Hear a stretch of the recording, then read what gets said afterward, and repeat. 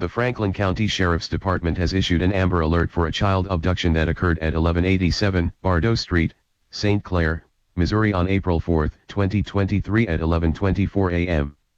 Abducted was Harvey Kane, white, male, age 1.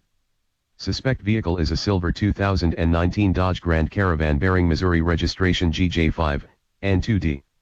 Vehicle does not have a front license plate.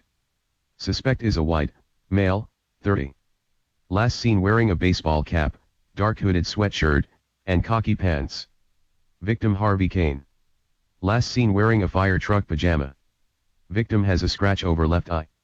Vehicle was parked with the victim inside and the vehicle was stolen by an unknown suspect.